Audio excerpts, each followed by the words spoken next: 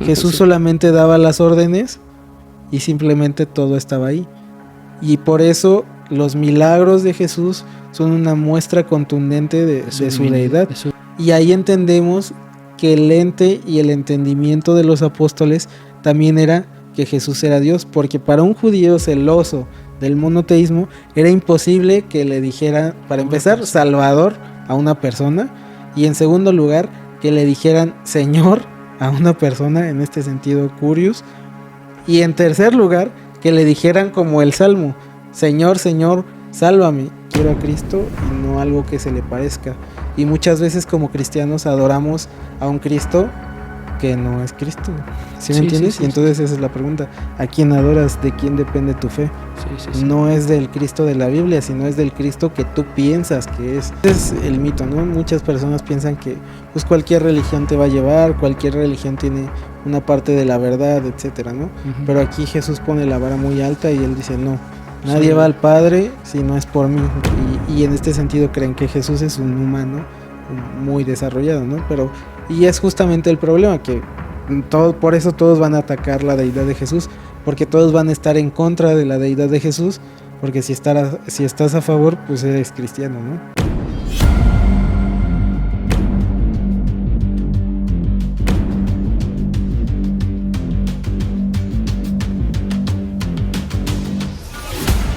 Familia, ¿qué tal? ¿Cómo están? Qué gusto saludarlos este día.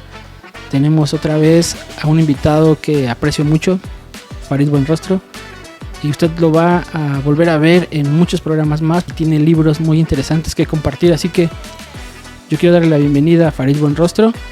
Y bueno, Farid, qué gusto saludarte, amigo. Podcast. Una plática muy natural con Jerry Velázquez. No, hombre, bro, muchísimas gracias por invitarme. Sabes que también te quiero muy bien. Gracias. Y es un gusto estar aquí en tu programa. Saludos a todos los que nos están viendo. Entonces, pues abróchense los cinturones porque hoy venimos con todo para hablar sobre un tema muy interesante. Muy interesante y obviamente muy polémico, y por el cual muchos años me han escrito en mis redes, ya me sé, testigos, musulmanes, etcétera. Entonces, de este tema depende todo, ¿no? Muchos teólogos lo llaman, la teología en general, pero la deidad de Jesús y la cristología es el eje que hace que todo lo demás gire, ¿no? Entonces, eso es lo interesante del día de hoy. Pero ¿por qué tendría que ser, que vamos a hablar de la deidad de Jesús, pero por qué tendría que ser un tema de discusión? Porque justamente somos seguidores de Jesús y todo el mundo de otras religiones, de otras sectas, van a atacar la deidad de Jesús. Muchos van a aceptar a la persona de Jesús en el sentido moral, ¿no? Y tú, estoy seguro que el público y tú han escuchado que Jesús es un buen maestro moral, las cosas que hizo, etcétera, es un ejemplo, ¿no? Uh-huh. Pero si tú le dices Jesús es Dios, no me toques ese vals, porque eso es delicado, ¿no? Y te digo, todas las demás religiones, lo primero y en lo principal que van a estar en desacuerdo justamente es en la deidad de Jesús. Todos van a negar la deidad de Jesús. O sea, la gente no tiene problemas con saber que Él murió en la cruz. No van a tener problemas con que Él sea el pretexto de la Navidad. Uh-huh. No van a tener problemas con que sea parte de una imagen religiosa. Uh-huh. No van a tener problemas con mencionar su nombre. Uh-huh. Pero sí va a haber un problema cuando le atribuyen un poder celestial o divino al nombre de Jesús o a la persona de Jesús. Exactamente, porque la deidad de Jesús implica muchas cosas. Si Jesús es Dios, uh-huh, o sea, Él es digno de toda adoración y lo demás es falso. Por eso mismo, Jesús mismo dijo, yo soy el camino, yo soy la verdad y yo soy la vida. Es decir, Él dijo, yo soy la verdad, uh-huh, y por automático estaba excluyendo todo lo demás. Yo soy el camino. Y dice, nadie va al Padre si no es por mí. Entonces quiere decir que todos los demás caminos son equivocados, ¿no? Entonces esa parte descarta a todas las otras religiones, a todas las otras cosmovisiones o formas de ver y entender la vida, uh-huh, están descartadas. Y ese es justamente el eje, porque si Jesús es Dios, Él es digno de adoración y digno de dar toda toda la vida, ¿no? Por eso, cuando el apóstol habla de confesar con tu boca que Jesús es el Señor, quiere decir justamente eso, que Jesús es el dueño de tu vida, que justo vamos a hablar un poquito sobre esta parte de Señor y, en griego Kurios, porque habla acerca de su deidad. Pero en este sentido, para responder un poco la pregunta es eso, o sea, si Jesús es Dios, Él es el Señor y Él es digno de todo y todo lo demás es falso, básicamente, ¿no? Por eso, todas las otras religiones, sectas y lo que tú quieras van a estar en desacuerdo específicamente en el punto de que Jesús es el Señor y que Jesús es Dios. Ok, wow. Ok, bueno, vuelvo a decirlo, desde nuestra perspectiva como creyentes, no tenemos ningún problema con este tema, vaya. Pero sí en el punto en donde Jesús es tajante y es inclusivo, ¿no? En cierta forma sí y en cierta forma no. Es exclusivo. Exclusivo justamente porque, como te lo decía, o sea, Él dice, yo soy el camino y nadie viene al Padre si no es por mí. O sea, es todos tajante. Los demás caminos, todo lo demás, todo. Es que ahorita ya estamos como en esta cultura posmoderna donde queremos que todo sea inclusivo. Pero la realidad es que la verdad es exclusiva, no es inclusiva. Si yo te digo 4 más 4 son 3, tú me vas a decir no. Y por más que yo quiera que sean 3, pues 4 más 4 no son 3. Y entonces 4 más 4 son 8 y todas las demás respuestas están equivocadas. Entonces la verdad es totalmente exclusiva, no es inclusiva. Y Jesús mismo en este sentido no es inclusivo. O sea, es inclusivo y lo hablamos que es inclusivo porque Dios no quiere que se pierdan. Sí, Dios es para todos. Pero sí es exclusivo en el punto que dice ningún camino lleva a Roma. Exactamente. Solo yo. Ese es el mito, ¿no? Muchas personas piensan que pues cualquier religión te va a llevar, cualquier religión tiene una parte de la verdad, etcétera, ¿no? Pero aquí Jesús pone la vara muy alta y Él dice, no, nadie va al Padre si no es por mí. Yo soy el camino. Inclusive Él dice, yo soy la verdad y soy la vida. O sea, yo soy el que te da la vida, te doy todo. Entonces todo lo demás, por ende, es falso. Es 4 más 4 son 3 o 4 más 4 son 2. Pero Jesús es el único, 4 más 4 es igual a 8. Y ese es el punto. Y lo triste y lo interesante y gracias por abrir este espacio, es que a lo largo de mi carrera, del ministerio, del como quieras llamarlo, inclusive hemos hecho preguntas, hemos hecho encuestas sobre si Jesús es Dios a cristianos, no a otras personas, a cristianos que se congregan en las iglesias. A creyentes, y muchos dicen que Jesús no es Dios, y lo ven como que Jesús fue un hombre iluminado por Dios, que Jesús se sacrificó y tiene una cierta jerarquía, pero que no es Dios. Cristianos, ¿no? ¿Pero por qué hay esa duda? Pues no es como que sea la duda, sino más bien es algo con el cual no han profundizado. Porque muchas iglesias, como hemos llegado a platicar, pues se quedan en esta parte de pues la escuelita dominical y ya, ¿no? Y no profundizan en las cuestiones cristológicas que llevan siglos, etcétera, ¿no? Entonces, eso es importante porque muchos me decían, bueno, ¿y qué tiene pensar eso? ¿O qué tiene que de diferencia pensar que Jesús es Dios? Pues bueno, justamente lo importante es tu salvación. Porque más. Si Jesús no, o sea, si tú piensas que Jesús no es Dios, realmente no estás confesando con tu boca que Jesús es el Señor. Y entonces realmente Jesús no te está dando la salvación, porque para empezar ni siquiera has entendido como esa parte, ¿no? Sí. Entonces, todo esto, y por eso te decía al principio, es el giro o el eje, la cristología, de donde todo lo demás se desprende, de todos los demás engranes empiezan a girar. Pero sin la cristología pues, no se puede. Y entonces uno como cristiano pues debe de estar seguro de que Jesús es Dios. Porque si no, ni siquiera podría ser cristiano. Buen punto. Sí, bueno, la pregunta es esa porque a veces parecería obvio que la gente entiende que Jesús es Dios. Ahora, ¿pero por qué es importante que la gente sepa? Obviamente yo sé la respuesta, ¿no? Porque si uno no entiende esa parte, pues no hay vida eterna, ¿no? O sea, no eres partícipe de esa vida que Dios ofrece. Pero ¿por qué es importante tenerlo claro para para las demás personas? ¿Por qué hablar de la deidad? O sea, pues imagínate, como cristianos, pues vas a una iglesia, te congregas, alabas a Dios, y entonces en tu cabeza está distorsionada esta forma de decir, ¿sabes qué? Pues Jesús no es Dios, es una persona solamente iluminada, y ya. La pregunta aquí es, ¿a qué Dios estás adorando? sí, porque pueden confundir.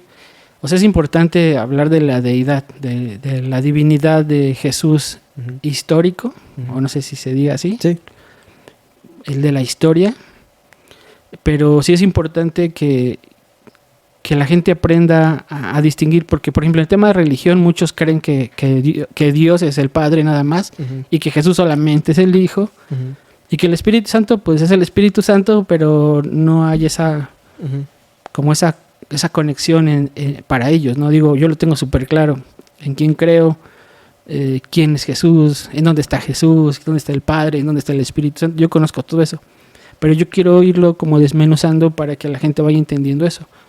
Porque parece obvio, pero yo estoy seguro que para muchos sí, no es obvio. Y te lo prometo que no es obvio.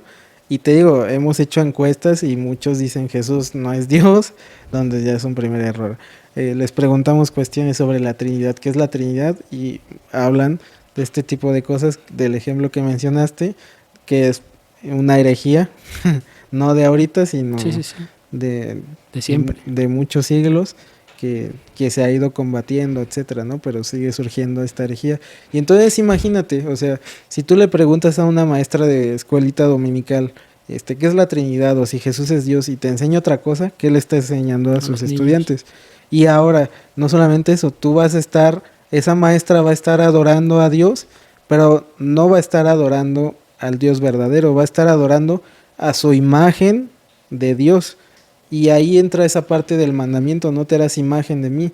Y es por eso tener una verdadera imagen de quién es Dios, no de el Dios que yo creo, aunque lo cristianicemos. Por eso no me acuerdo quién lo decía, pero decía quiero a Cristo y no algo que se le parezca. Y muchas veces como cristianos adoramos a un Cristo que no es Cristo. ¿Sí me entiendes? Y entonces esa es la pregunta. ¿A quién adoras? ¿De quién depende tu fe? No es del Cristo de la Biblia, sino es del Cristo que tú piensas que es. Y eso es lo importante. De algo que a colación nos trae la Reforma, ¿no? De solamente la Escritura. ¿Y qué es lo que nos dice la Escritura, no? Dijiste algo bien interesante. Cuando dice no te hagas imágenes, habla también de sí mismo, ¿no? Y eso es algo que también deberíamos entender. Y te digo, no lo hablo, soy muy enfático en eso porque soy pastor, la gente no quiero que vaya a pensar que enseño otra cosa, por eso siempre digo, ya sé la respuesta, pero yo quiero ir desmenuzándolo porque sé que hay personas que no conocen el tema y nuestra intención es poder pasar esta información lo más clara, lo más desmenuzado. Y sé que pueden hablar muy elocuentemente o para otro tipo de personas con conocimiento o para debatir, pero yo sí quiero que esta parte vaya muy así como muy despacio, paso a paso, porque esa parte me gustó, lo que dijiste. No se hagan imagen, ni siquiera de mí. Y eso me... Sí, y es real, porque y yo mismo en algún momento me hice esa pregunta, entonces, ¿a quién estoy adorando? ¿O en quién estoy creyendo? ¿O en mi Dios? ¿En un Dios hecho a mi concepción, a mi percepción? ¿O en el Dios que menciona la Biblia? Y eso es justamente algo que podría ser inclusive de otro tema, pero las iglesias progresistas es Jesús te ama, Jesús es lo que tú quieras, y Jesús te perdona, así como eres, no necesitas arrepentirte, cuando realmente Jesús no es así. O sea, Jesús vemos que te dice, me amas, obedece mis mandamientos, ¿no? Entonces, en ese sentido, ¿a quién estás adorando? ¿En quién estás creyendo?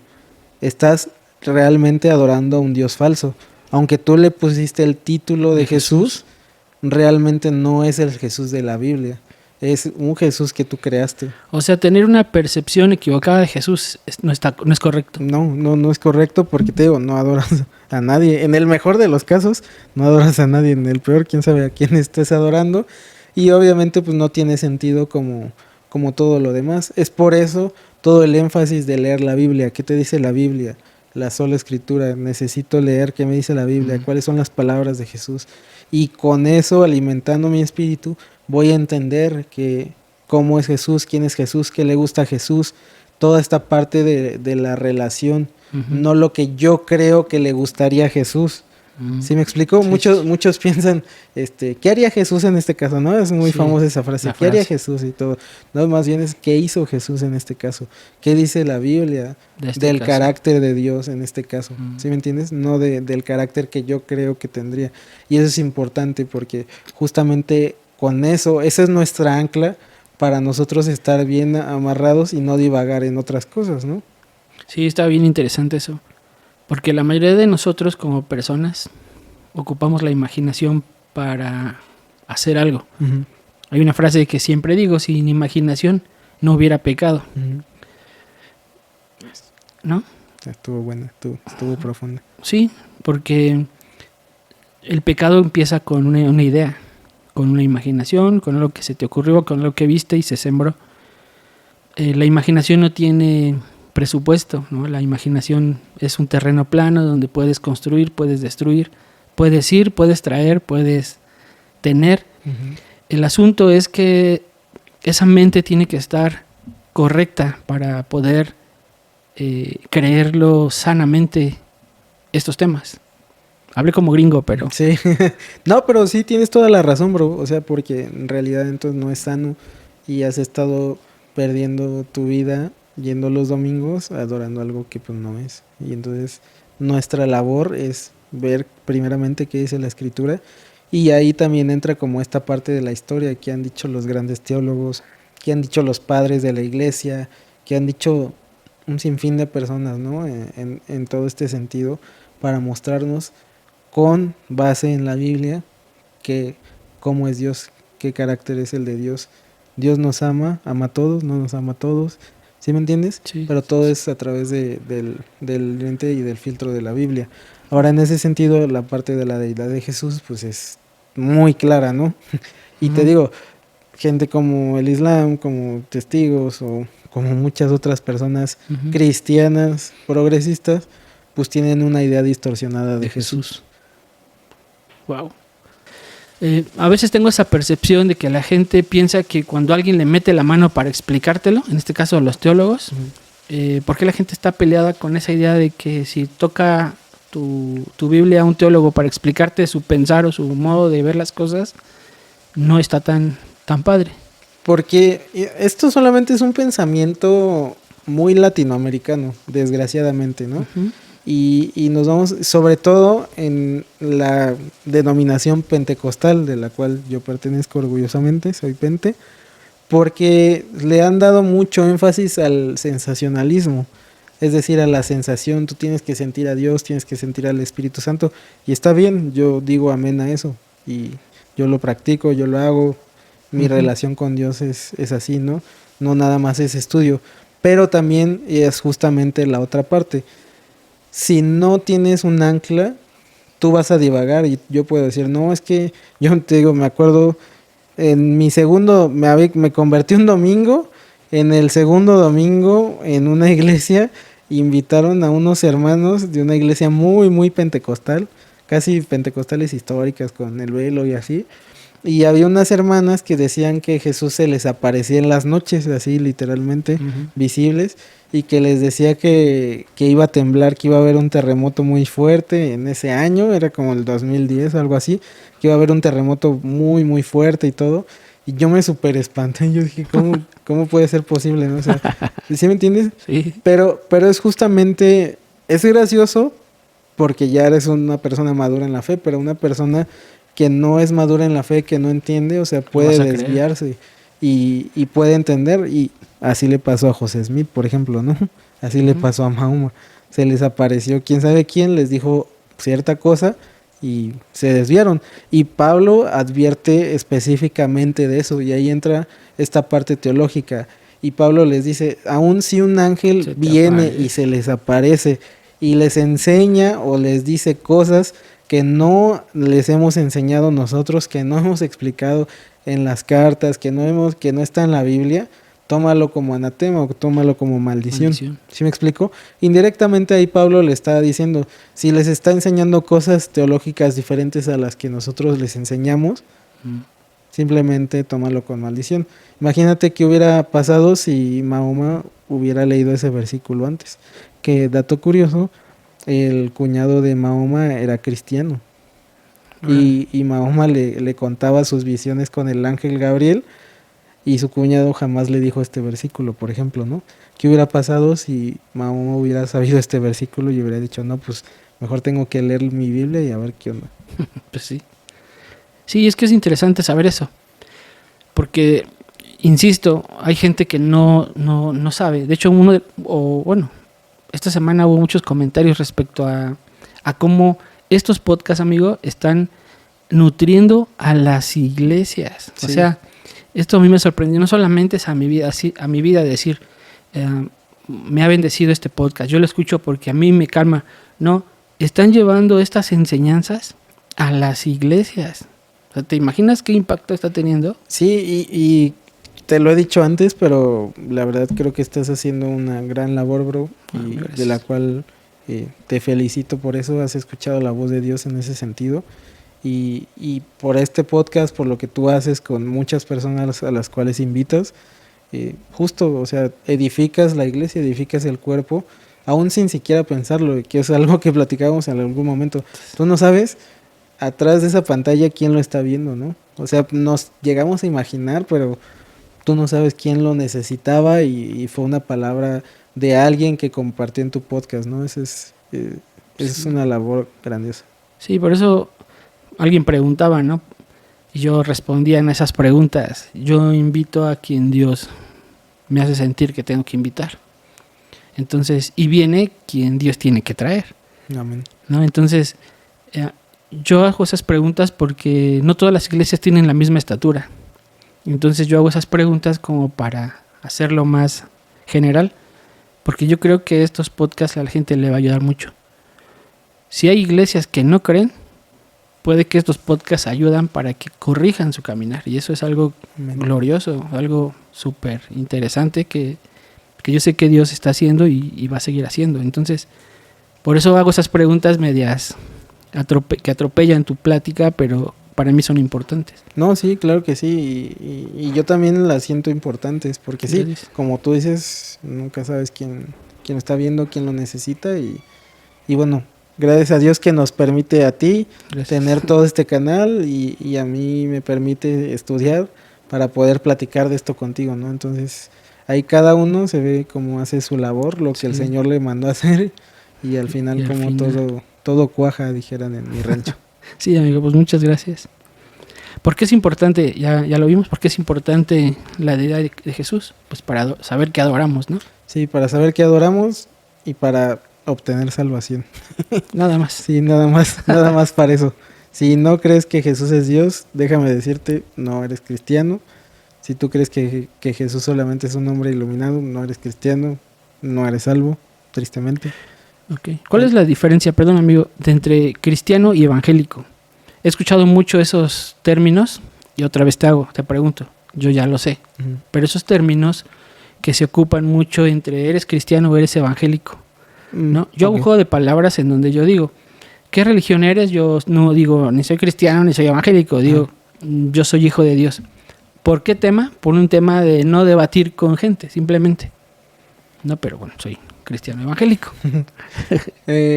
Bueno, mira, cristianos se les llama a todos aquellos que creen en Cristo, que creen que Jesús es Dios. Y ahí entra, por ejemplo, católicos, ¿no? Aunque no nos guste como evangélicos, los católicos en ese sentido pueden llamarse cristianos. ¿Por qué? Pues porque creen en la Trinidad, creen que Jesús es Dios, tienen cosas que no compartimos, obviamente. No vamos a hablar de eso porque no es el tema, pero bueno, en este sentido está la Iglesia Católica Apostólica Romana, pero también está la Iglesia Ortodoxa, pero también está, ¿sí me entiendes? O sea, el cristianismo es en ese sentido muy diverso. Ahora, cuando viene la Reforma, se llamaba católica, y aquí es algo importante, católico solamente significa universal. Entonces la Iglesia Católica era la Iglesia Universal, que después los romanos se quedaron como ese título de somos católicos, ¿no? Cuando viene la Reforma, Martín Lutero y todas esas personas, lo que hacen justamente es, en este sentido, hacer como esa distinción de ya no soy católico, apostólico, romano, pero sigo siendo cristiano, ¿no? Que ese es el nombre del católico. Uh-huh. Católico, apostólico y romano. Exactamente, porque hay católicos apostólicos que no son romanos, ¿no? Por ejemplo, la iglesia ortodoxa, ¿no? Okay. En ese sentido. ¿Pero cuál es la iglesia ortodoxa? Me parece que si fue antes de la Reforma, ocurre un gran cisma en la iglesia. ¿Por qué? Porque, bueno, es que todo es... Sí, yo sé que es como... Me regreso. Sí. Iglesia primitiva, apóstoles, ¿no? De ahí empiezan a surgir otras iglesias y empiezan a haber líderes, las iglesias, gente empieza a evangelizar, hay más iglesias, etcétera, ¿no? Uh-huh. Entonces se hace la iglesia en Roma, pasan siglos, etcétera, y había ciertas influencias y unos decían, no, pues es que la que tiene mayor influencia, pues tiene que ser la iglesia en Jerusalén, etcétera, etcétera, uh-huh. Pero ya ahí entró a una cuestión humana de simplemente yo soy el que gobierna todo, ¿no? O sea, porque al final solamente había como esta parte de obispos y todo, que eran como los maestros, los más grandes, los dirigentes de las iglesias. Entonces, ahí decían el obispo de Roma y el obispo de Oriente, decían, no, pues es que yo tengo que ser el más influyente porque está esta parte y así. La humanidad. Y en Roma decían, no, pues yo tengo que ser el más influyente porque aquí no sé qué, etcétera. Ahí todavía ni siquiera existía el papado, uh-huh. ¿no? Pero empezaba a ser el diseño, el modelo. Empezaba a ser como el modelo. Entonces, justamente, me parece que se llama León III, si no mal recuerdo, si no hay, discúlpenme, pero era León. Él tiene la idea del papado y dice, sí, yo soy el principal de todas las iglesias y yo soy el líder de todas las iglesias porque uh-huh. La iglesia en Roma, entonces, y empieza a tener como esta idea, yo soy el sucesor de Pedro y por lo tanto me autodenomino papa y todas las demás iglesias se tienen que sujetar a la iglesia en Roma, uh-huh. Por eso se llama católicos apostólicos romanos, ¿no? El cisma o la división es que en las iglesias de Oriente dicen, no, pues estás mal, porque obviamente, pues Roma no tiene como mucho sentido de que sea la iglesia principal, sino más bien la iglesia en Jerusalén o la iglesia en Oriente, ¿no? Y entonces muchos dicen, no, pues yo no voy a seguir a lo romano. A lo romano, pero seguimos siendo cristianos católicos universales en el sentido de credo. ¿Sí me explico? Sí, entonces sí. Ahí dicen, yo no sigo a los romanos y otros, no, yo sigo a los romanos. Entonces se separa la iglesia de Oriente con la iglesia de Occidente, uh-huh. Y ahí ocurre el primer cisma que se le conoce como esta parte en la historia, ¿no? Okay. Entonces en este sentido viene ahí como toda esta historia de la iglesia oriental, que es muy similar, solamente tiene como este tipo de diferencias, ¿no? Como muy, muy mínimas. Ya mucho tiempo después pues viene la Reforma, que es como nuestra tradición, los protestantes, y entonces ahí para hacer la distinción entre católicos, nos llamábamos protestantes, y ya después porque protestante es como un nombre feo, como un nombre en contra, sí. Entonces se le hace... Como lo que protestan. Ajá, exactamente. como unos, un paro, ajá. Se parece. Exactamente. Pues ya dice, soy evangélico, porque pues sigo el evangelio, creo en el evangelio, etcétera, ¿no? Pero al final todos somos cristianos, nada más son como ciertos títulos. Okay. Bueno, eso trae mucha luz a mucha gente. Sí, sí, y la verdad es que a mí me gusta mucho esta parte de historia de la iglesia, pero sí te da como todo el contexto, todo el panorama y empiezas a entender como muchas cosas, uh-huh. Las ideas del papado, por qué surgen, cómo surgen, etcétera, las divisiones, todo, ¿no? Wow. No, pues está increíble. Y bueno, creo que es importante hablar ir conociendo la historia de la iglesia. Y bueno, ahí lo vamos a ir luego viendo. Sí, totalmente, es todo un mundo, pero es algo genial porque cuando estudias historia de la iglesia, pues ves cómo van saliendo postulaciones o ideas que son herejías y que actualmente se vuelven a repetir, ¿no? Entonces, y cómo en ese tiempo Dios levanta gente que responde a esas herejías en su momento y dices, wow, o sea, yo apenas estoy escribiendo de eso y alguien hace 1500 años desarrolló esta idea, ¿no? Entonces es algo asombroso, ¿no? Como ves, cómo la iglesia no se queda solamente en hechos, sino con sus pros y sus contras, con la maldad humana, a pesar de todo, Dios sigue guardando un remanente, la iglesia sigue, ¿no? Wow. Amigo, y como apologeta, ¿cuáles son las evidencias? Porque hablemos de las evidencias. Creo que eso es algo muy interesante. Sí, vamos a hablar de evidencias bíblicas. Evidencias de la deidad de Jesús. De la deidad de Jesús. ¿Por qué? Porque muchas personas van a decir que Jesús no es Dios y que la creencia de que Jesús es Dios es una creencia tardía. Es decir, que no es de las creencias originales del Nuevo Testamento, de los apóstoles y de la iglesia primitiva, sino que se desarrolla hasta después con ciertos padres de la iglesia.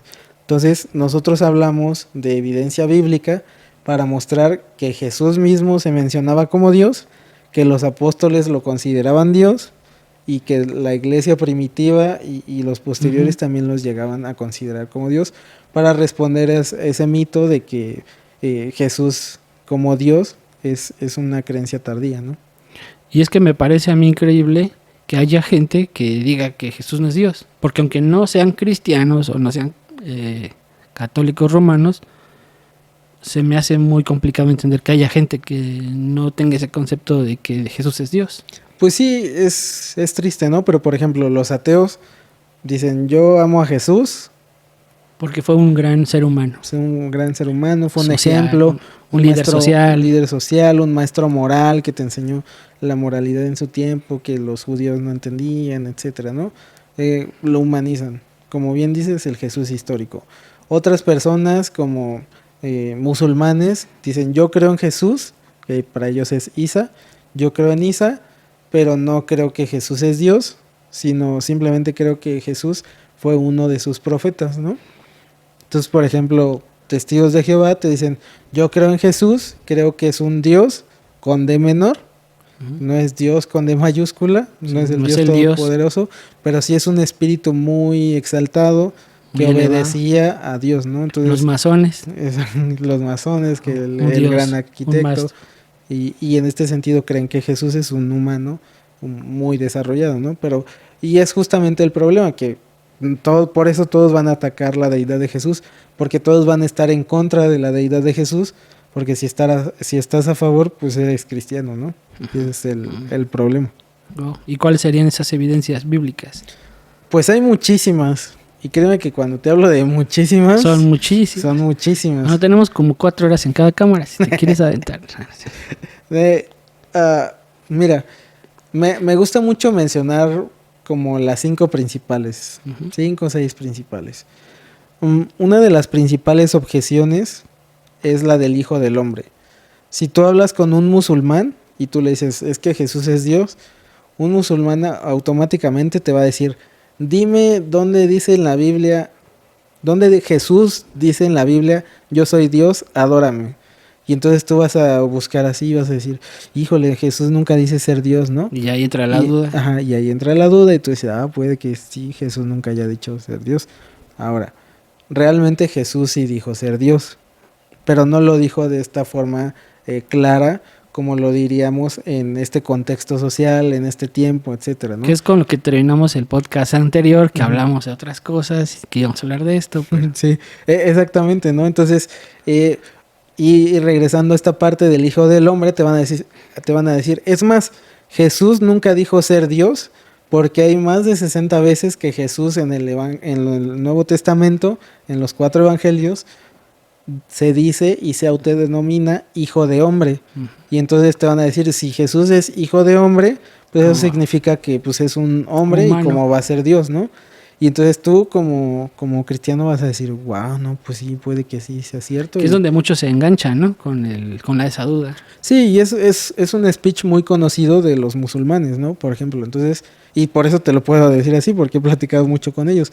Ahora, esta parte de Hijo de Dios en realidad no es una objeción a la deidad de Jesús, sino al contrario, Hijo de Dios apoya la deidad de Jesús. Ahora, ¿cómo Hijo de Hombre, apoya la deidad de Jesús? ¿Cómo la apoya si dice Hijo de Hombre? Bueno, En la Biblia se nos muestran 3 formas de interpretar hijo de hombre. La primera se le habla a un hombre común, el hijo del hombre, este hijo de hombre, ¿no? Uh-huh. Y se refiere a un simple humano. El segundo, hijo de hombre, se refería a los profetas. Y decía, ¿qué ves, hijo de hombre, no? Uh-huh. Le decía, y ya el profeta, no, pues veo tal. Y la tercera la vemos en Daniel. Si tú recuerdas, en Daniel me parece que es capítulo 7, Daniel tiene una visión donde ve al anciano de días, ¿la recuerdas? Sí. Y entonces en esa visión dice, veo al anciano de días y veo a uno que es como el hijo del hombre sentado en su trono, etcétera. ¿Sí me explico? La visión de Daniel 7, o más bien Jesús es el cumplimiento de la visión en este sentido de Daniel 7, no porque Daniel estuviera viendo a Jesús en el Nuevo Testamento, sino realmente Daniel estaba viendo a Jesús ya entronizado. Ahora, por eso justamente Daniel dice, ve a uno que es como el hijo del hombre. Jesús toma en este sentido esta parte y él se menciona como hijo del hombre. Es de la profecía. Ajá. De la que está. Exactamente. Le está mencionando. Jesús lo entendía también, y no solamente Jesús lo entendía, sino también los fariseos entendían todas las cosas que Jesús decía y que hacía referencia a su deidad. Por eso los mismos fariseos querían apedrear a Jesús. Si tú te preguntas por qué querían apedrear a Jesús cuando decía, es necesario que el Hijo del Hombre padezca y no sé qué, se enojaban. Dices, pues si nada más está diciendo que va a padecer, ¿por qué? Porque ellos entendían que Jesús mismo se refería a la profecía de Daniel. Y ahora, ¿cómo podemos ver esto claro? Por ejemplo, si vamos a Marcos 14 me parece que es, cuando ya el sumo sacerdote, ya agarran a Jesús, ya todo, y el sumo sacerdote le pregunta, así, ahí pueden buscarlo en sus Biblias, es Marcos 14, ya los últimos, 50 y tantos o 40 y tantos, el sumo sacerdote le pregunta a Jesús y le dice, ¿es verdad que tú eres el Cristo, el Hijo del bendito? Es decir, ¿es verdad que tú eres el Hijo de Dios? ¿Por qué? Se lo pregunta directo porque ya querían enjuiciar a Jesús. Y la única forma de enjuiciar a Jesús directamente es que Jesús mismo dijera que es Dios. Entonces, Jesús... Como una blasfemia. Ajá, exactamente. Jesús le responde, yo soy. Y ahorita vamos a ir, que esa es la segunda evidencia, que es el yo soy. Sí, que bueno, medio tocamos la clase, el podcast pasado. Es que realmente esto es una clase, amigo, de un instituto. Una clase echando chismecito. Sí. Pero sí. Echando platanito. No, sí. Y le dice, yo soy. Y ahí le dice, para empezar, te digo, esa es una evidencia que vamos a ver. Y verás al Hijo del Hombre sentado a la diestra del Padre. Y entonces le empieza a decir unas cosas increíbles. Y básicamente le está diciendo, yo soy. Ahorita vamos a ver eso. El que se les aparecía en la salsa soy el yo. Ego Amy. Exactamente. Sí, ya te aprendí, amigo. El Ego Amy. Pero no solamente le dice yo soy ahí. No, ahorita lo vamos a tocar. Sino que dice, verás al Hijo del Hombre sentado a la diestra de Dios. Que sentado a la diestra de Dios también es otra evidencia de la deidad de Jesús. Pero le dice, verás al Hijo del Hombre. Y entonces lo entiende también el sumo sacerdote y todos los fariseos, que cuando escuchan esa frase rasgan sus vestiduras y se súper enojan. Y el mismo sumo sacerdote le dice, ¿qué más evidencia quieren que esta que ya dijo que Jesús es Dios? Básicamente ahí Jesús está diciendo, sí, yo soy Dios, pero no en un sentido chilango, sino lo está diciendo en una cultura hebrea, en todo en ese sentido, ¿no? Sí, en el contexto histórico del tiempo. Sí, exactamente, lo está respondiendo en ese tiempo, que nosotros como cristianos no lo entendemos y muchas veces, por ejemplo, este pasaje lo pasamos de largo, pues porque decimos, yo soy, y el Hijo del Hombre se siente en su gloria, pues sí. O sea, pero todas esas implicaciones, toda la carnita que va rascando justamente es en este sentido. Y por eso cada que Jesús se decía el Hijo del Hombre, es necesario que el Hijo del Hombre padezca, el Hijo del Hombre no tiene dónde recostar su cabeza, etcétera. No se mencionaba a Jesús en un sentido de es necesario que el humano haga esto, sino más bien decía, es necesario que Dios mismo haga esto. Por eso, hijo de hombre, bajo la profecía de Daniel 7, aplica a la deidad y no al contrario, ¿no? Que esa es una de las cuestiones interesantes que muchas personas no la saben, pero ahorita no se entiende tan claramente. Bueno, sí, se entiende. Pero si ustedes lo buscan en su Biblia, si buscan Daniel 7, ven, si buscan Marcos 14 y ven como todo este contexto del cual les estamos contando, sí, van a entenderlo muy claramente. Sí, por ejemplo, aquí en Mateo 9:6 dice, pues para que sepáis que el Hijo del Hombre tiene potestad en la tierra. Ahí estaba. Exactamente. ¿No? Que es Mateo 9:6. Mateo 12:8, porque el Hijo del Hombre es Señor del día de reposo. Fíjate, ella es interesante. Sí, es otro tiro, o sea, porque dicen, yo soy el Señor del día de reposo. No solamente le dice, yo gobierno el día de reposo, yo creé el día de reposo. Me pertenece. Me pertenece. ¿Quién creó el día de reposo? Si tú te vas a la historia y te vas al Antiguo Testamento, ¿quién designa cuál iba a ser el día de reposo? Pues Dios mismo. Sí. Y por eso Jesús dice, yo me enseñoreo del día de reposo, y el único que se podía enseñorear de eso era Dios. Sí, desde la creación, ¿no? Exactamente, desde la creación. Sí, por eso mismo, ahí todos decían, ¿cómo se atreve a decir estas cosas? Y por eso los fariseos se enchilaban y lo querían apedrear, porque ellos entendían totalmente eso. O sea, nosotros aquí en este contexto ya lo entendemos, pero si en algún momento no sabías esto, pues dices, es necesario que el Hijo del Hombre se enseñorea del día de reposo X, ¿no?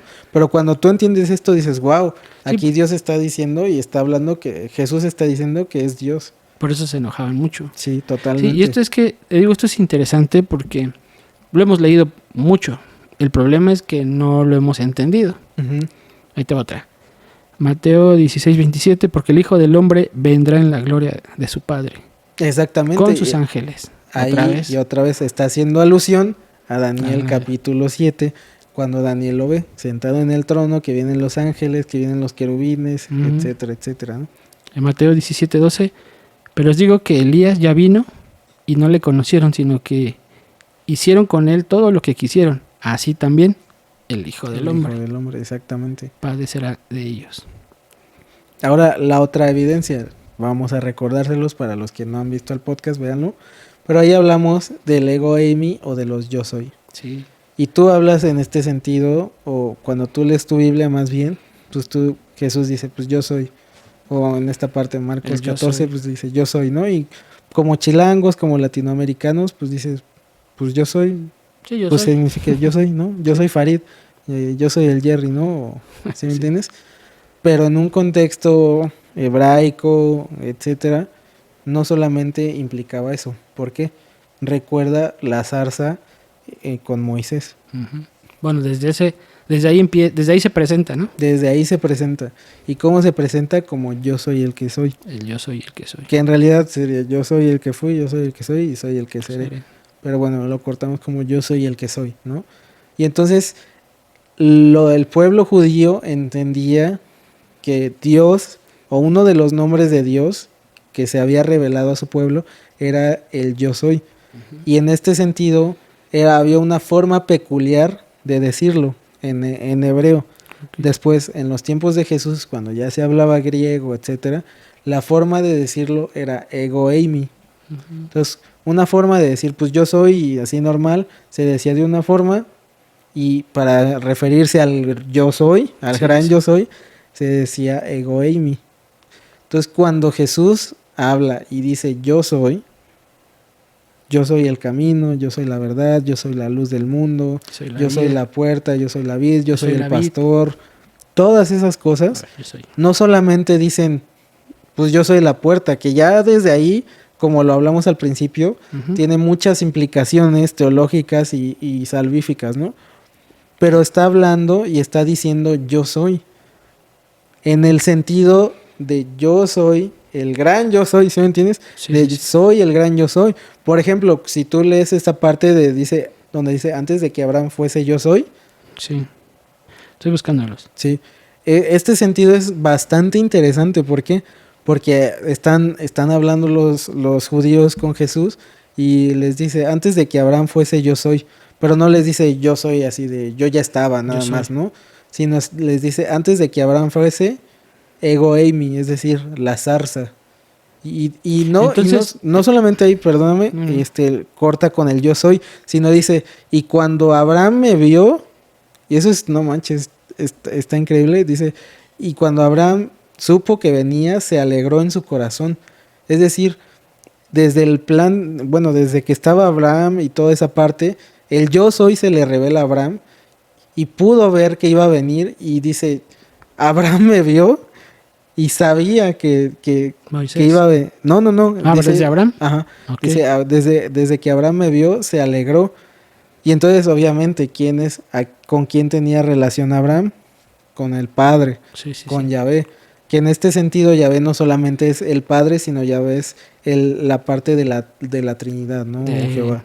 En un sentido trinitario, que estaba el Padre, estaba el Hijo y estaba el Espíritu Santo. Entonces, en este sentido, todos los yo soy, todos los ego eimis, Jesús mismo estaba diciendo, hey, con el que hablaba Moisés directamente en la zarza, el que se le apareció a Moisés en la zarza también, yo soy. O sea yo que era esa persona. Ellos relacionaban ese nombre del yo soy con la zarza. O sea, estaba presente ese pasaje o esa historia. Pero no veían así el fuego, sino veían quién se le apareció a Moisés en esa zarza, ¿sí me entiendes? Sí. Pero para ellos, obviamente el que se les había aparecido en la zarza era Dios mismo. Es que estamos contaminados de esas películas, de esas imágenes donde solamente se ve un arbusto encendido y solo sale la voz. Entonces, bueno, hago estas preguntas, otra vez el juego de preguntas inocentes, que digo yo, si tuviera una clase, pues no la pregunto, porque entiendo. Otra vez te digo, trato de desmenuzarlo, en donde la gente lo puede entender, pero por ejemplo, cuando Jesús decía, yo soy, ellos entendían que había una persona en la zarza. Exactamente, y no solamente que era una persona, sino que era Dios mismo, que era Jehová en la zarza. Y Jesús les dice, yo soy. En esa zarza es el yo soy. Cuando Jesús mismo ahí les está diciendo, con el que habló Moisés en la zarza, con el que tuvo relación Moisés, que era conmigo. Yo soy. ¿Sí me entiendes? No solamente yo soy el camino que desde ahí tiene, sino yo soy su Dios, yo soy el que encarnó, yo soy... Abraham vio que yo iba a venir y se alegró. O sea, todas esas cuestiones, los judíos las entendían otra vez tanto que por eso lo querían apedrear. Entonces vamos viendo cómo Jesús realmente sí decía que él era Dios. En el tiempo de Moisés solamente conocían, ¿no?, a Yahvé. Bueno, es que ese es el punto. Ajá, yo quiero hacerte esa pregunta porque en un pensamiento de preguntarte cosas, o sea, no sé si me explico. Sí. O sea, ellos conocían solamente a Yahvé, al tetra. Ellos solamente conocían a Dios. A Dios, exactamente. Dios. Tetragramatón. Que son las 4 letras nada más. YHWH, ¿no? Ellos solamente decían, porque no se había revelado Dios de todas las formas, ¿recuerda? Sí, solo estaba es la antesala, ¿no? Entonces decían, Dios está ahí. Ellos no tenían la concepción de Padre, Hijo, Espíritu Santo, y no decían, claro. La zarza era el Padre, ¿no? Porque eso ya es algo en el Nuevo Testamento, ya es la revelación. Pero decían, en la zarza está Dios, los profetas escuchan a Dios, Dios tiene relación con los profetas, Dios envía a los profetas, que ahorita va a ser otro punto importante. Ahora, cuando viene Jesús y les dice, en la zarza, yo estaba ahí también, ¿sí me entiendes? Yo estaba en la zarza, les dice Jesús. O sea, el conflicto era que él dijera que era Dios. Exactamente. O sea, nada más ahí. Porque eso para un judío en este sentido era... Sí, es como ahora que dicen, ¿no? Que la gente no puede creer que Dios te hable. O sea, es como ilógico. En ese tiempo era ofensivo que alguien se dijera que era Dios. Exactamente. Y entonces los judíos decían, ¿cómo para empezar, cómo va a decir que fue antes de Abraham si tiene como 30 años y Abraham tiene como miles. Tantos años de que estuvo ahí, ¿no? Para empezar. Y luego en segunda, ¿cómo va a decir que desde antes de Abraham y que cuando iba a venir Abraham se alegró, ¿no? Es que era lógico su pensamiento. Sí, totalmente. Y vas a decir, pues que está loco, ¿qué onda, no? Sí. O sea, y entonces no solamente se queda ahí con Abraham, sino otra vez te digo, con Moisés otra vez les dice, yo le hablé a Moisés en la zarza. Y todos los yo sois tienen esta implicación. Yo soy el camino, yo soy la verdad, yo soy la vida. Yo soy el pan y la vida. Yo soy la luz del mundo. Uh-huh. Yo soy, antes de Abraham fuese, yo soy. Yo soy la puerta. Yo soy el buen pastor. Yo soy la resurrección. Yo soy el camino. Yo soy la verdad. Yo soy la vid verdadera. Uh-huh. Yo soy, dice Jesús dijo yo soy, y estaba también con ellos Judas. Bueno, en Apocalipsis, yo soy el alfa y el omega. Marcos, yo soy, y veréis al Hijo del Hombre. Ese es justamente el pasaje. Marcos 14, no solamente les dice yo soy. Entonces todos esos yo soy no nada más es decir sí yo soy, como un mexicano cualquiera. Sí, por eso hacemos el énfasis. Sino les dice ego eimi. La zarza, yo estuve en la zarza, les está diciendo yo soy Dios. ¿Sí me entiendes? Y entonces no solamente tú, Jesús, les está diciendo yo tuve comunicación con Abraham, yo tuve comunicación con Moisés, sino después hay un pasaje que cuando Jesús llora, que está en las afueras de Jerusalén, me parece, y le dice, oh Israel, ¿cuántas veces quise juntarte como las gallinas con los polluelos y nunca quisiste? ¿Cuántas veces te envié a mis profetas y no los escuchaste? Y ahí la pregunta es, ¿quién no Dios había enviado a los profetas? ¿Que no el que tenía la comunicación con los profetas es Dios? Y entonces, ¿por qué Jesús está diciendo que Él le envió a los profetas a Israel? ¿Sí me entiendes? Y entonces también Jesús ahí mismo estaba diciendo que, otra vez, una forma en la que Dios, se mostraba, era en este sentido como alas de águila, etcétera. Y vuelve mismo Jesús a decir esta forma, como gallina los quise juntar bajo mis alas, a ustedes como polluelos, que también es una forma indirecta de la deidad, porque solamente Dios hacía esta semejanza, sino también les dice, te envié a todos los profetas y me los mataste, te envié a mis profetas, yo les hablé a los profetas, y los profetas, obviamente, tú sabes, no podían tener adoración con otros dioses. Uh-huh. De hecho, la batalla de los profetas era contra los que adoraban otros dioses, ¿no? Y ahí Jesús mismo dice, yo te envié a los profetas, pero el que envía a los profetas es Dios. Entonces ahí Jesús estaba diciendo que Él es Dios, y lo dice de una forma triste, no lo dice ni jactanciosamente, ni para demostrar algo, sino lo dice con un dolor. ¿Cuántas veces no quise? Y ahora, como no supiste el tiempo de tu visitación, como no supiste que el que te enviaba a los profetas te está visitando ahorita, vas a tener muchos líos. ¿Sí me entiendes? Sí, muy fuerte. Y entonces esa es otra evidencia bastante fuerte acerca de la deidad de Jesús, ¿no? Ok. Y como paréntesis, Jesús mismo está confirmando que Él es Yahvé. Exactamente. Porque así como no sé, a lo mejor habrá personas que puedan decir, bueno, pues entonces sí es un Dios abajo de Yahvé. Uh-huh. Entonces, cuando Él se presenta como el yo soy en la zarza, Él dice, yo soy Dios. Uh-huh. Exactamente. ¿No? Que siempre yo le explico a la gente, Dios no es un nombre, ¿sí? No es el nombre de Dios. El nombre de Dios es la característica del ser todopoderoso, divino, por eso se llama Dios. Pero el nombre de Dios es Yahvé. Sí, exactamente, Jesús.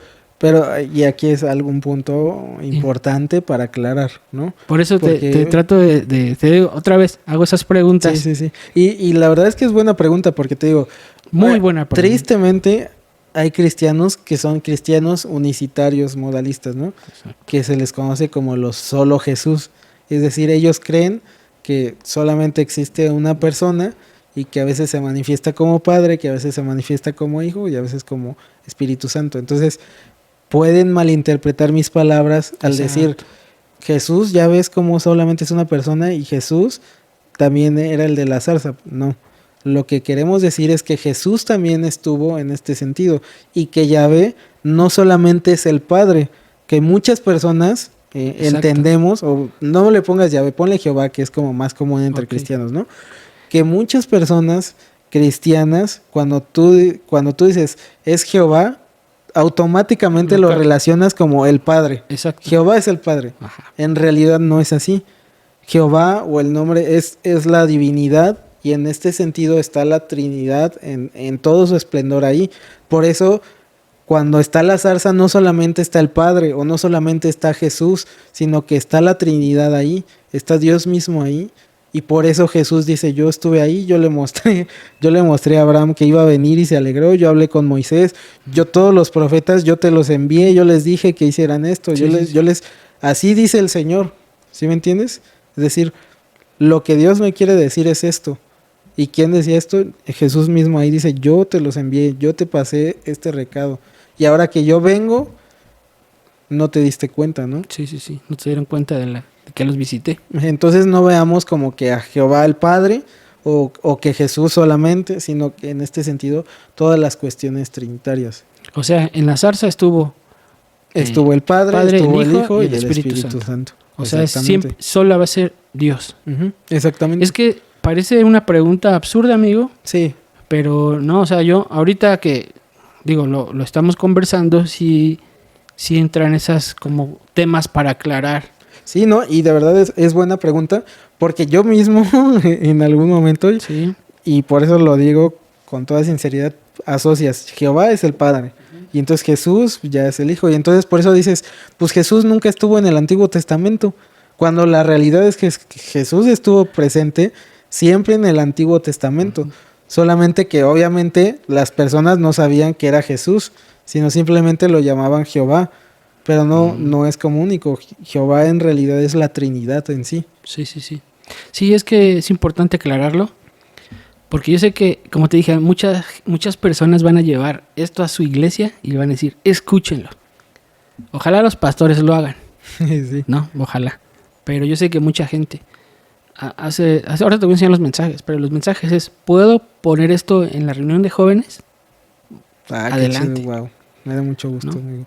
En Manzanillo, en Tlaxcala, en Las Vegas, amigo, muchísima gente con mensajes, ahora te los enseño, pero por eso hago esas preguntas, porque me interesa que la gente no se quede con una parte de algo tan importante. Sí, y que de verdad, te digo, o sea, pasé años de mi vida estudiándolo y no lo había entendido hasta muy poco, ¿no? Pero en este sentido no veamos, o sea, y ahí no veamos a Jehová como solamente el Padre, sino que veamos a Jesús en este sentido en la parte trinitaria, y que en el Antiguo Testamento Jehová está la Trinidad, y cuando tú entiendes eso se te destapa algo y entiendes que Jesús estuvo en todo el Antiguo Testamento, ¿no? Y que no es un invento mío, sino que Jesús mismo le dice. O sea, Jesús mismo dice, yo estuve de aquí, yo estuve acá, yo te envié a los profetas, etcétera, etcétera, etcétera. Increíble, amigo. Otra evidencia de la deidad de Jesús. Sí, porque aquí tengo varias preguntas. A ver, otra evidencia, amigo. Otra evidencia. Te voy a dar otras dos. Venga. Andamos de promoción. 2 por 1. 3 por 1. 3 por 1, bro. Curie, sazonmi. ¿Qué significa esto? Curie, sazonmi. Señor, sálvame. Ahora, para empezar, el título de Salvador era únicamente de Dios. Dios es el que salva a su pueblo en el Antiguo Testamento. O sea, es un nombre exclusivo. Salvador, exactamente. Para Dios. Para Dios. Ahora, si tú ves los salmos, ahorita no recuerdo qué salmo es, donde se llaman mucho y le dice, Señor, Señor, sálvame. Señor, Señor, sálvanos. Los apóstoles y los seguidores de Jesús hacen esto mismo con Jesús mismo, ¿sí me entiendes? Y ahí entendemos que el ente y el entendimiento de los apóstoles también era que Jesús era Dios, porque para un judío celoso del monoteísmo era imposible que le dijera, para empezar, Salvador a una persona, y en segundo lugar, que le dijeran Señor a una persona, en este sentido, Curios, y en tercer lugar, que le dijeran como el Salmo, Señor, Señor, sálvame. Y si tú vas, por ejemplo, en la barca, Señor, Señor, sálvanos que perecemos. Nosotros, otra vez, como chilangos, lo leemos, Señor, sálvame, se está inundando este barco y ya. Sí. Pero bueno, como mexicanos, porque chilango está muy chiquito. Okay. Sí, tienes toda la razón. Pero tiene un contexto mucho más profundo. Okay. Estaban realmente haciendo alusión al Salmo, o a varios salmos donde viene Curie, sazonmi. Señor, Señor, sálvanos.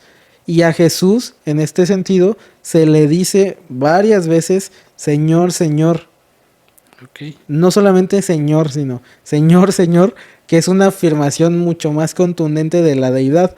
Porque te digo, esa parte de Señor, Señor solamente se la decían al Padre. Curie. ¿Cómo es? Sazonmi. Sazonmi, ok. Tengo mala pronunciación en griego, pero bueno, es en este sentido. Entonces, Jesús cuando le dicen esto, Jesús no lo reprende y no le dice, no me digas Salvador, no me digas Señor, Señor. ¿Sí me entiendes? Sí, o sea, él Sino dice que Jesús lo acepta y, como su nombre. y los ayuda, exactamente. Otra muestra Entonces, de que... es que no es una característica, es un nombre. Exactamente. Más bien es un título. Ok. Si nos ponemos teológicamente más quisquillosos, ¿no? Sí, sí, sí. Es un título de la divinidad. Ok. ¿Sí me explico? Entonces, en este sentido, te digo, se juntan las varias cosas. Y tú cuando ves en todo el Nuevo Testamento, o bueno, en los 4 evangelios, que le dicen Señor, Señor, no solamente se refiere a esto, sino a una Sálvame. muestra de la deidad De salvación. en el Antiguo Testamento. Entonces ese versículo, Salmo 118, 25.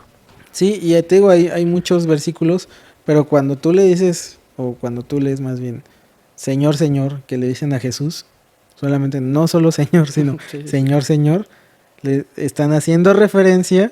Y es que te digo, esto es como tan intencional de un hebraísmo que no lo, o sea, tiene que ser hecho a propósito, no lo hacían así como al tanteo de ay, Sí, Señor, como Señor. nosotros de ponerle un nombre, Ajá, un exactamente. apodo o un calificativo a alguien, ¿no? Exactamente, los judíos eran muy intencionales, sobre todo con los títulos y con los nombres, y cuando por eso le dicen a Jesús, Señor, Señor, y luego, Señor, Señor, sálvame, o sálvanos, Señor, Sí, que no se lo pueden decir a cualquier persona. exactamente, estaban diciéndole, tú eres el Dios que me salva, como en el Salmo, ¿sí me entiendes? Sí, sí, sí. Tú eres el Dios que me salva, como en el Salmo.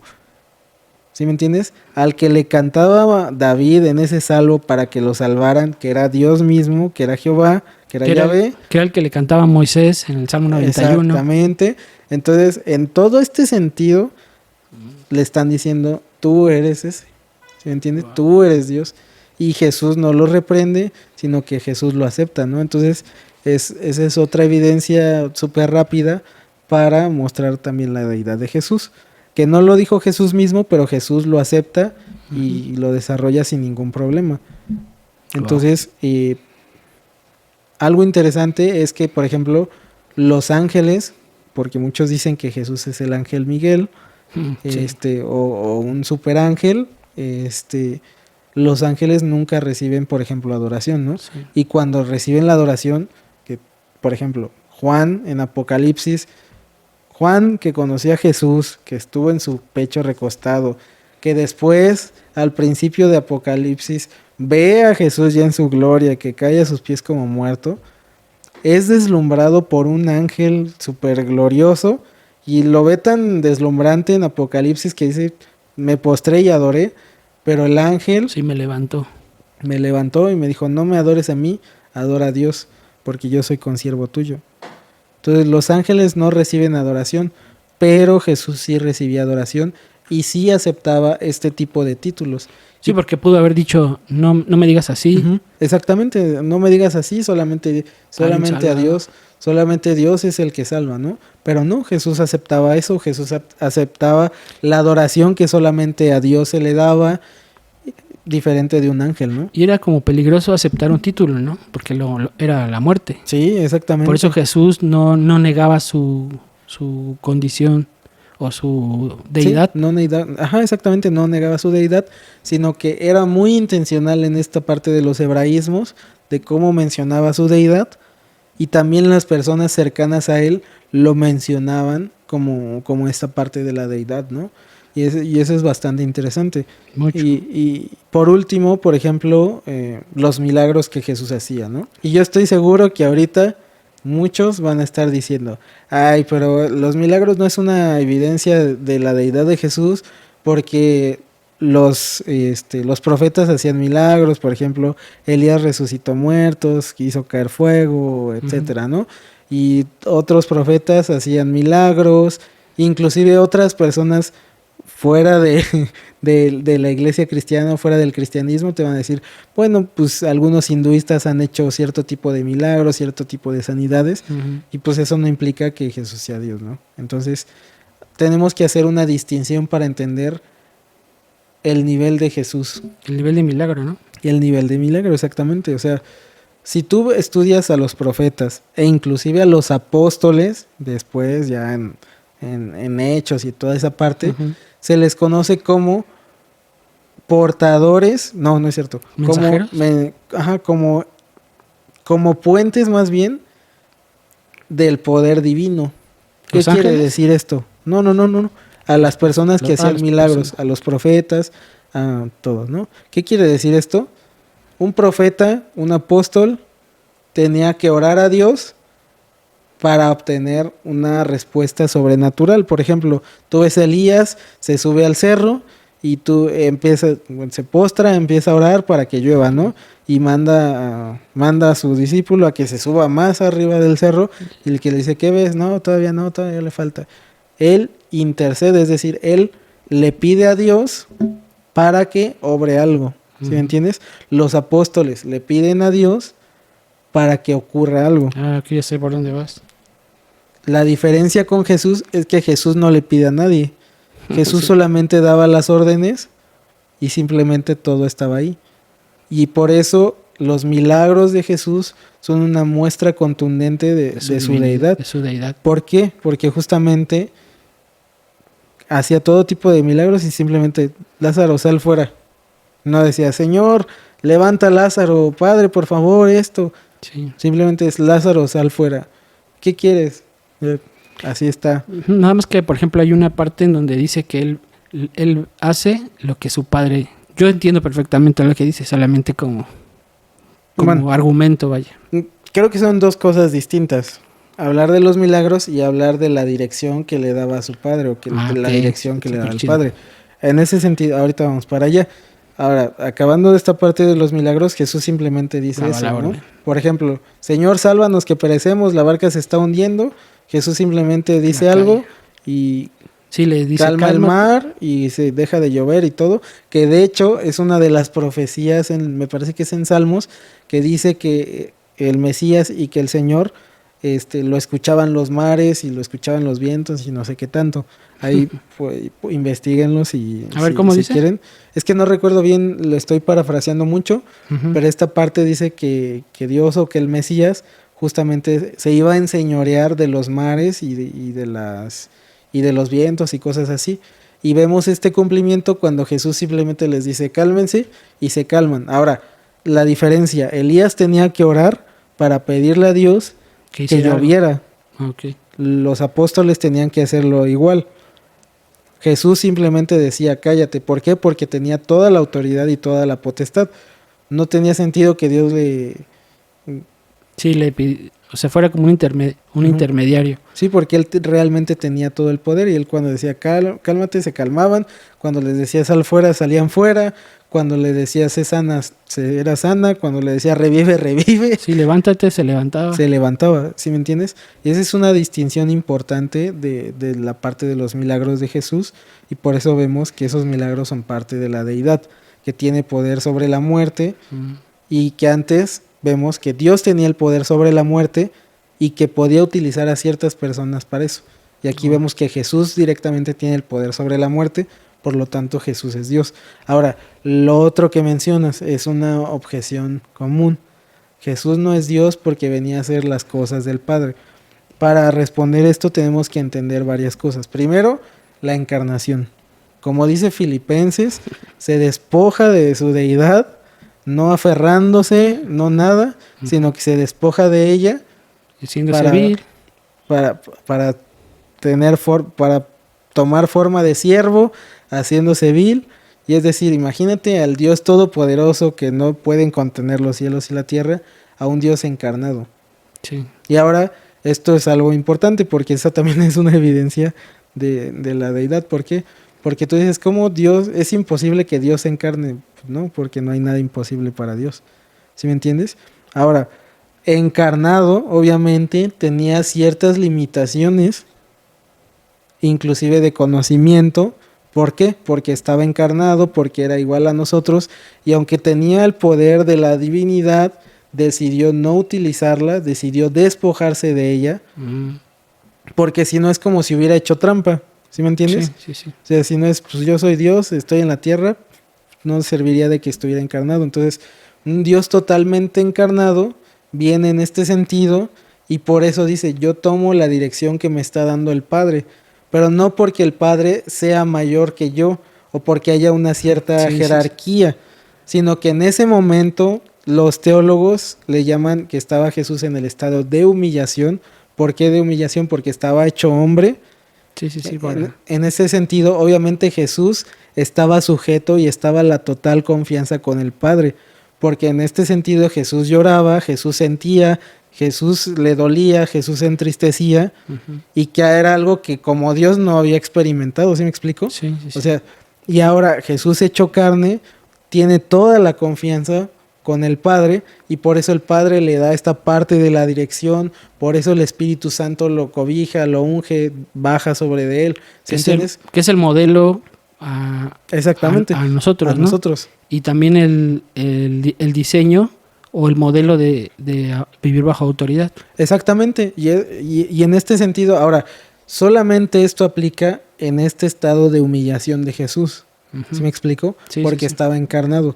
Después de que Cristo asciende, y que es la última, la parte de la deidad que me faltó decirlo, Jesús sube al trono y vuelve a su estado de exaltación. Sí, sentado en el trono. Sentado en el trono. Y no solamente sentado en el trono, sino lo dice específicamente sentado a la diestra del Padre. Y ahora van a decir ellos, no, es que está a la diestra, entonces es un rango menor. No, el sentado a la diestra es un hebraísmo, el cual se refiere como, por ejemplo, en la época medieval, que el rey tenía que ser el más alto. Y por ¿Es como una ilustración solamente? Ajá, exactamente, que el trono del rey era el más alto y nadie podía estar más alto que el rey. ¿Sí me entiendes? En este sentido, el hebraísmo, cuando dices sentado a la diestra, no significa que va a ser una autoridad menos, sino que, exactamente, que va a decir, horizontal. Tú vas a tener la misma autoridad que yo, tú vas a tener el mismo poder que yo, y por eso vemos también que Satanás quiso sentarse en el trono, quiso construir un trono alto para estar en el mismo nivel, pero no le fue concedido. ¿Sí me explico? Sí. Y ese lugar solamente era para Jesús, porque Jesús ya estaba sentado a la diestra, pero no en el sentido de, pues es mi compa nada más, sino que es mi brazo derecho. Ni siquiera eso, sino que es mi mismo poder y mi misma autoridad la tiene. Es como decir que está en el mismo nivel, en la misma posición, en la misma jerarquía, en el mismo lugar. Exactamente, en la misma autoridad, el mismo señorío. A eso se refiere sentado a la diestra.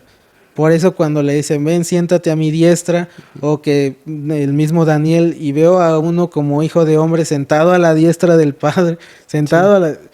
Sí, es una referencia nada más a de la misma jerarquía. Para poder describir una escena. Sí, y al mismo poder, a la misma autoridad, al mismo todo, al mismo nivel. ¿Sí me entiendes? Y esa también es una muestra y referencia de la deidad, que regresando a la pregunta, justamente es, de forma rápida, Jesús se despoja, que es algo que se conoce como la kenosis, en un sentido o palabras teológicas. Jesús se despoja, entra en un estado de humillación porque está encarnado. Siendo encarnado, tiene también las limitaciones. ¿Sí me explico? Sí, se tiene que sujetar a... Se sujeta, pero aún así nos enseña como esta parte de la obediencia, de la dependencia a Dios. Y eso es algo interesante. ¿Por qué? Porque Juan, otra vez volvemos a Juan, que se sienta en el trono, no solamente que se sienta en el trono, que se sentaba en su pecho, que aquí, ahí, bien bonito, que era el discípulo amado. Se recostaba en su pecho. Exactamente, que eran así súper cercanos. Juan ve la transfiguración de Jesús, si lo recuerdas. Sí. Entonces, en la transfiguración, Jesús como que deja ver un destello de toda la gloria que tenía, ¿no?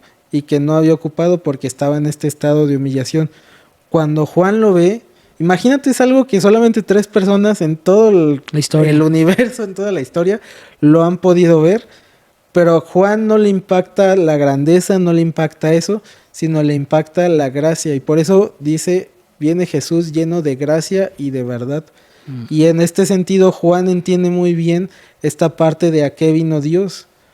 Y entonces ya no te voy a hablar por medio de los profetas, sino que ya es palabra directa de Dios. Qué loco. En boca de hombre. ¿Sí me entiendes? Sí. Y cómo un ser supremo, creador de todas las cosas, viene aquí despojándose de todo por amor a nosotros, ¿no? Y que es algo que cuando tú lo entiendes y así, pues sí te pega muchísimo, porque dices, realmente no valgo la pena, no valemos la pena, pero Jesús entra como en esta limitación, y por eso vemos, te digo otra vez, las oraciones de Jesús, el sentimiento de Jesús y la dependencia de Jesús, pero que no estaba, o que no va a estar siempre subordinado, sino que solamente específico en este tiempo de encarnación, y que cuando vuelve a ser exaltado, vuelve al mismo poder, a la misma jerarquía, a la misma autoridad, ¿no? Sí, solo pasa el tiempo de humillación. Exactamente. Wow. Son preguntas que te hago de pastor. Sí, ¿no? Y la verdad es que son preguntas muy buenas, que Gracias. son mucho tiempo de reflexión y de entender esa parte, ¿no? ¿Cómo es posible? Pero en este sentido Filipenses lo da en el clavo, y no es como que se le quiten, sino que Dios mismo entrega, Dios mismo se despoja, y por eso dice, nadie me quita la vida, sino que yo mismo la doy. Nadie me quita esto, sino que yo mismo decido despojarme de esto por este tiempo, por amor a ustedes, porque tiene que pagarse un precio. Wow, por eso nuestras oraciones, cuando entendemos esto, nuestras oraciones son poderosas. Sí. Porque le oramos otra vez, como dijimos al principio, a nuestra idea de Jesús, de Jesucito. Exactamente. ¿No? Y cuando tú entiendes todo esto, dices, wow, ya entra en un nivel mayor cantar Cuán grande es Dios, por ejemplo, ¿no? Sí. O la canción del Gran Yo Soy. Exactamente. Y fíjate, cuando hace poco prediqué acerca de darle, porque hablaba con la gente y le decía, en la semana hablé con una persona que conocí hace muchos años, tiene un problema de salud muy delicado, que estamos intentando conseguir algunos medicamentos, y bueno, ahí le voy a poner una lista por si hay alguien que nos ve y nos puede ayudar con esos medicamentos. Es un tema de una herida en el estómago abierta. Entonces yo predicaba de eso y le decía a la gente, si tuviéramos dinero, pues le ayudaríamos. Pero resulta que pasa lo mismo con los apóstoles, y le dice, pues tampoco tengo dinero, no tengo oro, y plata pues menos. Y dice, pero lo que tengo te doy. Entonces lo que hacen es hablar con una declaración de decir, en el nombre de Jesucristo. Exactamente, y ahí entendemos, y justamente esta parte es bastante interesante. ¿Por qué? Porque nuestra fe no está cimentada en el aire. Es decir, no te voy a decir, en el nombre de Santa Claus sé sano, ¿sí me entiendes? ¿Por qué en el nombre de Jesús sí? Porque yo entiendo que Jesús es Dios, porque hemos hablado de la resurrección, y entiendo que mi fe no es vacía, y entiendo que si Jesús es el ser todopoderoso, y si tengo relación con Él, y he visto cómo Jesús sana, yo sé que Dios va a seguir obrando en esta parte, ¿no? Entonces, por eso tengo la esperanza, y por eso mismo Pablo decía, tenemos la esperanza, y todo lo que venga, o sea, no pasa nada, porque tenemos la firme convicción de que Jesús es Dios, y de que cuando pase algo es por su soberanía, y que vamos a estar al final con Él. Sí, por eso la declaración, ¿quién nos separará de su amor? Ni hambre, ni tempestad, ni muerte, ni desnudez, ni angustia, ni persecución. Y es cuando ya tienes a Jesús revelado como Dios, no como alguien del libro religioso, ¿no? Sí, por eso es que mucha gente le pasa algo y lo primero que hace es pues enojarse con Dios, enojarse con Jesús. Sí, y ahí entiendes esta parte, ¿no? O sea, te lleva a un nivel de adoración distinto, mayor, bro. O sea, te catapulta a otros niveles, porque se ha roto un velo, se te ha revelado algo que entiendes, wow, Jesús era del Todopoderoso, Jesús esto, y aún así decidió perdonarme, o sea, le debo todo. Y por eso mismo, cuando se le presenta a Tomás, o cuando se le presenta a Pablo, Por ejemplo, Tomás lo ve y le dice, oh, curios mu, joteos mu, que le dice, mi Señor y mi Dios. O sea, ahí estaba ahí ya Tomás estaba entendiendo, y entonces le estaba diciendo, tú eres mi Señor, ordéname lo que tengo que hacer. Mismo Pablo, cuando se le presenta a Jesús se queda ciego. Y se queda ciego, y le dice las primeras palabras de Pablo cuando entiende que Jesús es Dios, porque le dice, yo soy a quien tú persigues. Pablo perseguía a los cristianos. Entonces le está diciendo, yo soy Jesús.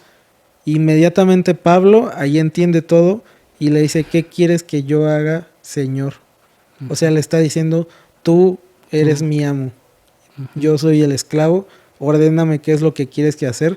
Y obviamente, otra vez, para un judío no se le podía decir Señor a cualquiera. ¿Sí me entiendes? Sí. O sea, solamente era Señor.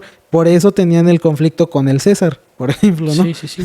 Entonces, y así todos los cristianos entienden, y toda esta parte, nosotros como cristianos actualmente entendemos esto, que Jesús es el Señor y que Jesús es Dios, y ahí se revienta y se quebranta una pared donde te vas a ir a otro nivel de adoración, porque vas a saber, Jesús es Dios todopoderoso, Jesús me perdonó, Jesús es digno de toda adoración. Sí, y pasa, por ejemplo, me estoy recordando algunas historias, y hay una historia, en la historia, por ejemplo, en donde Jesús nace, por eso toda la celebración celestial, donde están los ángeles, donde vienen los magos, los sabios del oriente, o sea, toda esa celebración no es para celebrar a alguien común, ¿no? Tiene que haber una celebración en donde dice que las huestes del cielo se manifiestan. No, o sea, no solamente se manifiestan, sino que estaban expectantes. Sí. O sea, imagínate. Pero eso es lo interesante, amigo. Perdón que interrumpa. Eso es lo interesante, de que cuando entendemos el poder de Ego Eimi, ¿sí? El poder del Señor, el poder de Jesús, es que cuando viene la noticia y dice, viene el Rey, o sea, dice, las huestes celestiales se manifiestan y los pastores pueden mirar el ejército, o sea... Y todos estaban impresionados. Sí, las legiones de ángeles en el cielo, ¿no? Entonces, bueno, esa es una parte donde yo digo, es increíble entender quién era Jesús, la deidad de Jesús, o la identidad de Jesús, o la revelación de quién es Jesús. Y por otro lado, cuando Pedro le dice, haz que yo camine sobre el agua, ¿no? O sea, sí, total. Es una escena increíble, que casi con todos los que he hablado en los podcasts siempre sacan este tema de Jesús en el agua, y es bien interesante porque él es el único que te va a sostener en algo insostenible, ilógico, ¿no?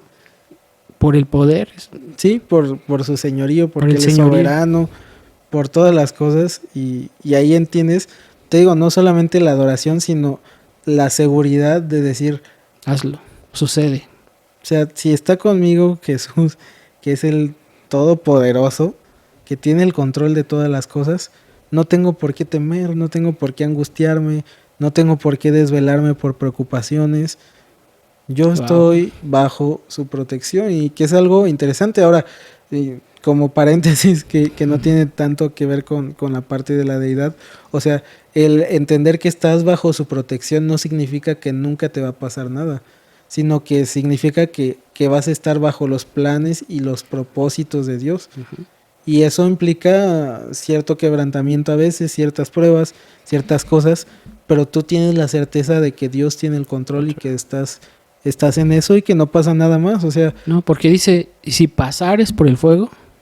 Exactamente. Y si te anegares, o sea, siempre hay una posibilidad de pasar por un proceso, pero siempre la respuesta va a ser, yo voy a estar ahí. Sí, exactamente, y que en Dios no hay despropósito alguno, y que todo tiene una forma en este sentido y tiene un propósito, ¿no? Y entonces nosotros como siervos del Señor, que ya siervo adquiere un sentido, sí, y se puede decir como esclavos del Señor, entendemos que es lo que quiera Él, y que yo no soy el Señor, sino que Él es el Señor, que Él es Dios, y que mi trono no estoy yo, sino que Él es el que gobierna en mí.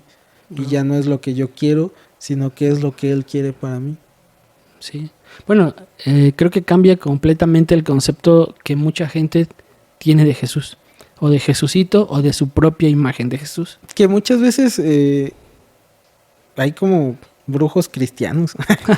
Y no hablándote de que hagan brujería, ocultismo, sino el principio de la brujería al final es yo quiero hacer mi voluntad.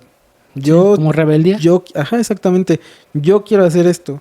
No, es que yo quiero a esa mujer y le voy a hacer un amarre para que esté conmigo. O yo quiero dinero y por eso ese es el principio de la brujería, de la hechicería. Y bien lo menciona Samuel, ¿no? Bueno, Dios a Samuel. Entonces, en este sentido, muchos cristianos dicen, pues yo estoy con Dios, pues se tiene que hacer lo que yo le estoy pidiendo a Dios.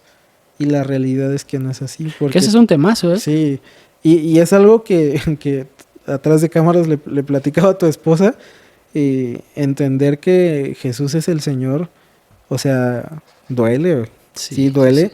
Pero muchas veces cristianizamos eso, inclusive en intercesiones, en oraciones, Dios, dame esto, Dios, hazme rico. ¿Qué pasaría si Dios no quisiera eso? Sí. ¿Me entiendes? Que son muchos cuestionamientos históricos, ¿no? Y que es simplemente Dios, ¿qué es lo que tú quieres?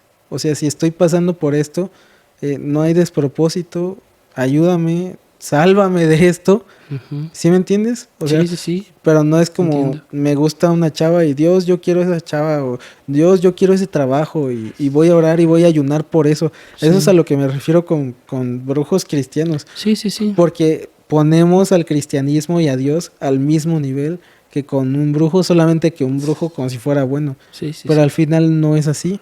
O sea, Dios te va a decir no y te va a doler, pero el entender que Jesús es el Señor te va a librar de todo y vas a descansar de todo, pero duele y es muy difícil y muchas personas cristianas no les ha caído el 20 de que Jesús es el Señor y no ellos. Y entonces ya no es, pues yo quiero ser millonario, pero Jesús no quiere eso para ti.